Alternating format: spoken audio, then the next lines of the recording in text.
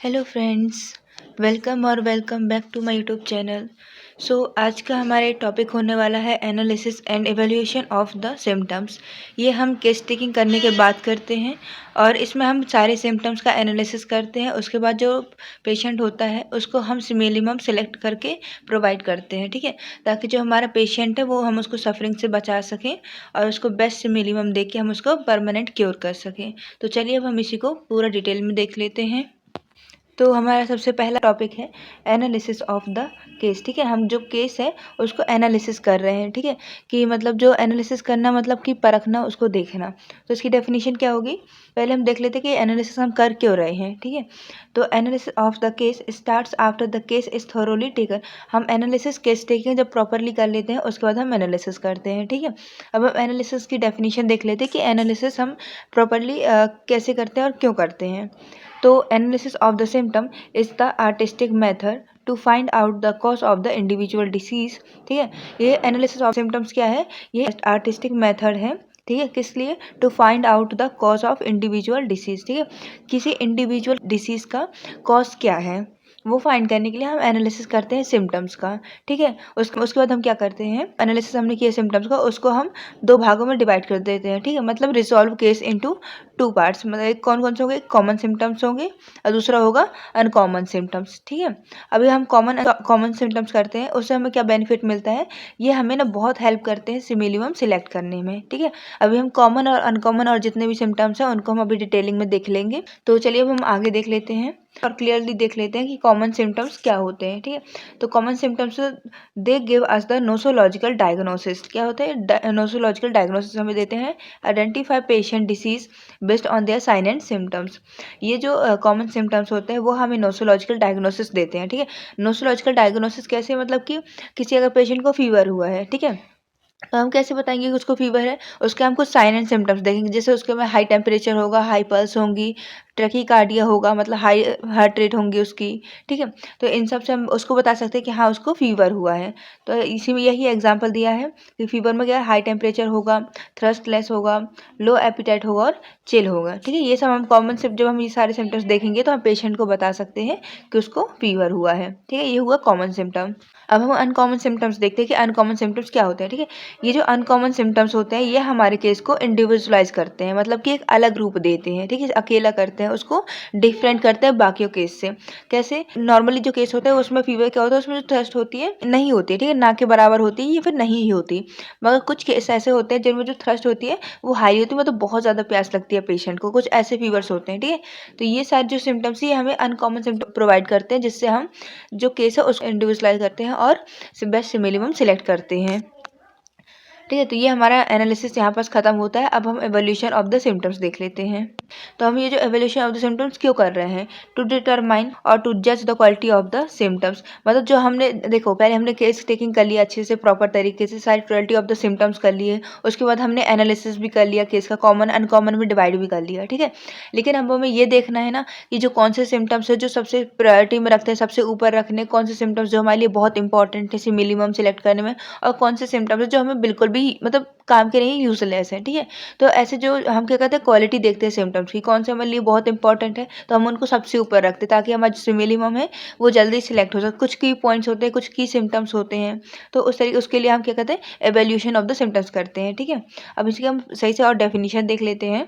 The principle of grading different kind of symptoms according to their value in order to form the individual picture of the patient reflecting the totality of the case, which to be matched with the drug symptoms and to find out the homeopathic remedy। ये definition है कि evaluation क्यों करते हैं, और जो different kind के symptoms है उनकी हम ग्रेडिंग कर पाते हैं सही से उनकी वैल्यू के अकॉर्डिंग, ठीक है, उनकी कितनी इंपॉर्टेंट वैल्यू है, कितनी लेस इंपॉर्टेंट वैल्यू है, उस अकॉर्डिंग, ठीक है।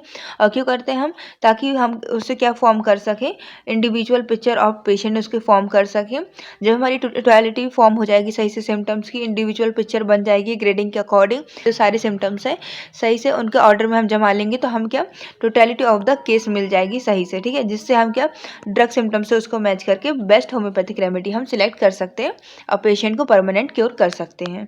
जितने भी हमारे जो ऑथर्स हुए हैं, जितने भी हमारे ओरिजिनल्स हैं होम्योपैथी के, उन्होंने एवेल्यूएशन ऑफ द सिम्टम्स है उनको डिफरेंट काइंड में उनको डिवाइड किया जो सिम्टम्स है, ठीक है। अब हम देख लेते हैं, जैसे डॉक्टर हैनीमन है, डॉक्टर कैंट है, डॉक्टर बॉनिंग हुसैन है, डॉक्टर बोरिक है, इन लोगों ने जो सिम्टम्स है उनको किस किस टाइप में डिवाइड किया हम वो देख लेते हैं अब, ठीक है। तो सबसे पहले हम देखते हैं evaluation of the symptoms according to doctor Hahnemann, ठीक है।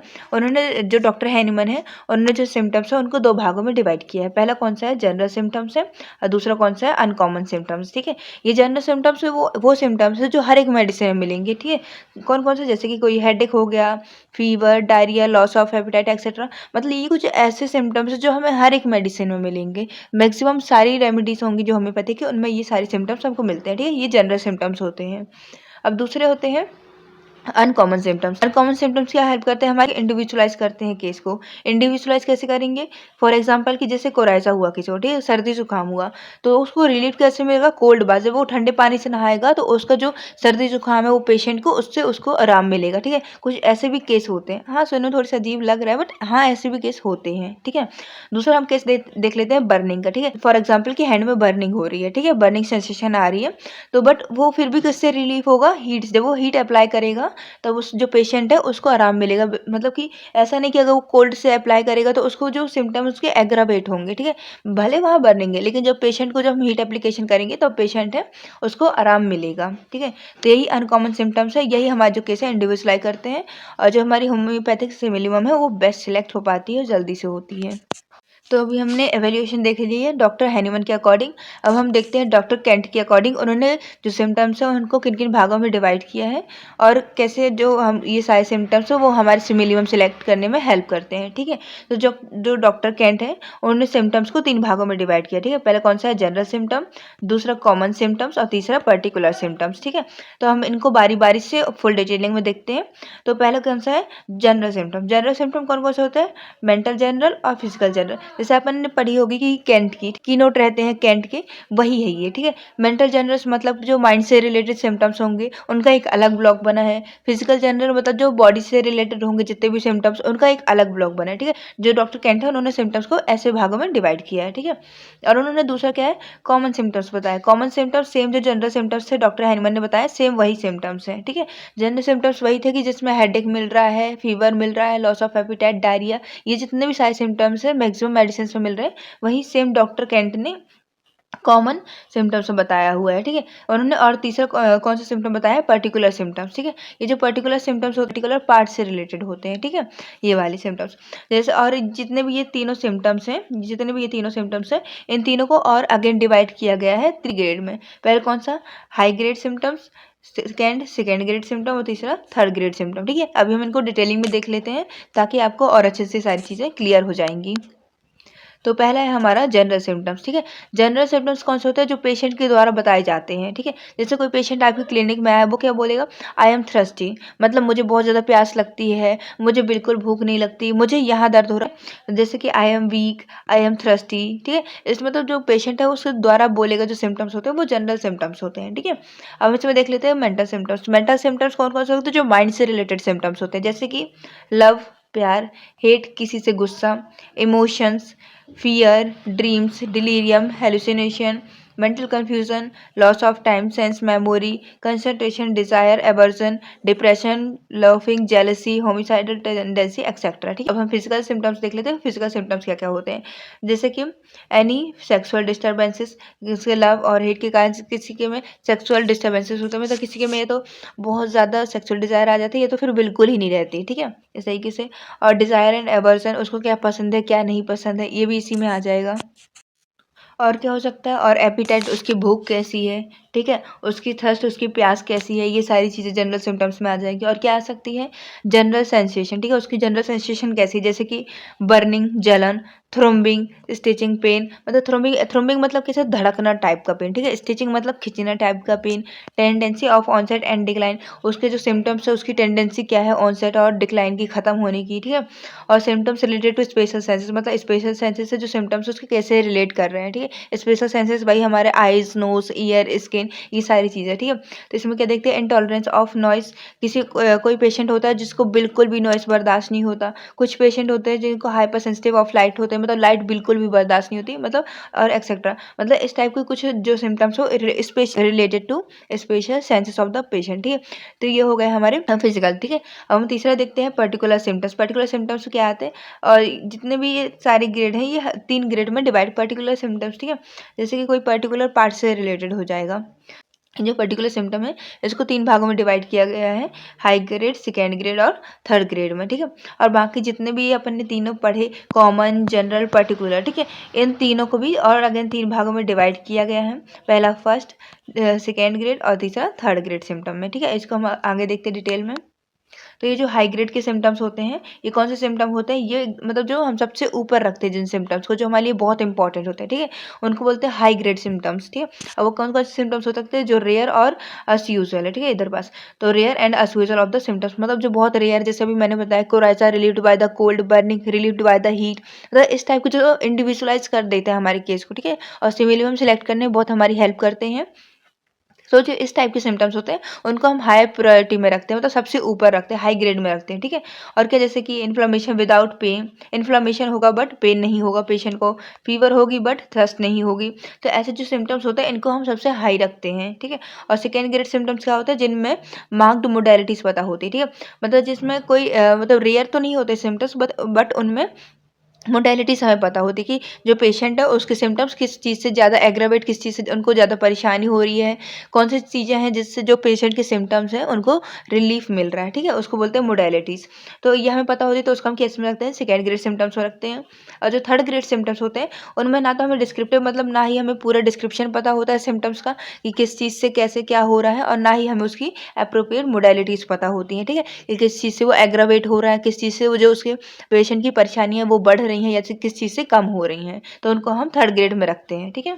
देखते हैं अब डॉक्टर बॉनिंग हुसैन के अकॉर्डिंग उन्होंने जो सिम्टम्स हैं उनको कैसे डिवाइड किया है, ठीक है।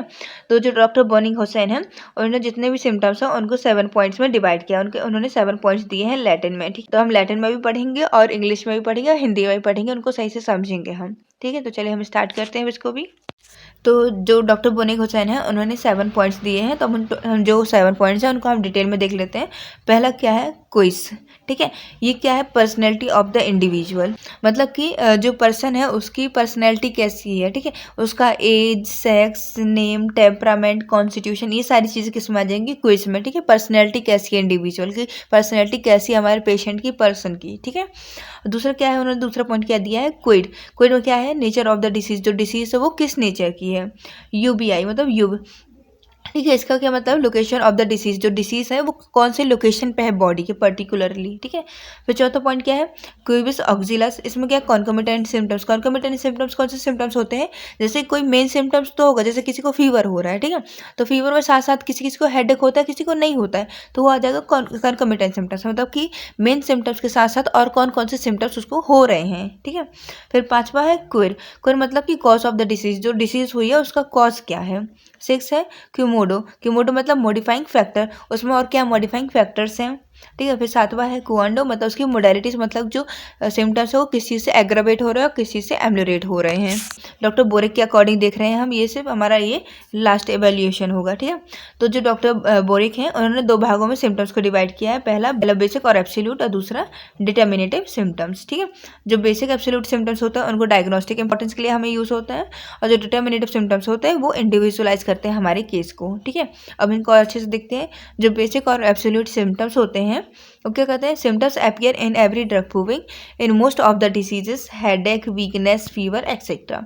इसमें क्या है, जो बेसिक सिम्टम्स है कौन कौन से, भाई हेडेक है, वीकनेस है, फीवर है, लॉस ऑफ एपिटाइट है, यही सारे जितने भी ये सारे सिम्टम्स है जो हर एक ड्रग प्रूविंग में प्रूव हुए हैं उनको हम बेसिक और एब्सोल्यूट सिम्टम्स बोलते हैं, और ये हमारे जो डायग्नोस्टिक इंपॉर्टेंस में होते हैं, ठीक है। दूसरा क्या है, डिटर्मिनेटिव सिम्टम्स, ठीक है, ये हमारा जो केस है उसको इंडिविजुअलाइज करते हैं, इंडिविजुअलाइजेशन में हमारी हेल्प करते हैं, ठीक है। तो इसमें क्या है, symptoms are individual, rare, characteristic, help in homeopathic prescription, ठीक है। डिटर्मिनेटिव सिम्टम्स मतलब वही कि कुछ अनकॉमन, मतलब रेयर टाइप के सिम्टम्स, ठीक है, जो हमारे केस को पूरा इंडिविजुअलाइज कर देंगे। कुछ की पॉइंट्स होंगे जो हमारी, जो मतलब उस सिमिलिमम की तरफ वो इशारा कर रहे हो कि हाँ यही वाली सिमिलिमम है, और ये क्या होम्योपैथिक प्रिस्क्रिप्शन में भी बहुत हेल्प करते हैं, ठीक है। तो यहाँ पास हमारा एवोल्यूशन और एनालिसिस से सारी चीज़ें एंड होती हैं। मतलब हम यहाँ पास ये बोल सकते हैं कि जो हमारा केस टेकिंग है वो प्रॉपरली हमारा कंप्लीट हो गया है। सो होप करती हूँ आपको सारी चीज़ें समझ आई होंगी। अगर आपको कोई इशू होता है, कोई भी क्वेश्चन होता है, कोई भी क्वेरी होती है तो आप मुझे कमेंट सेक्शन में कमेंट कर सकते हैं, मैं ज़रूर उसका रिप्लाई करूँगी। और please like share and subscribe my channel. Bye bye.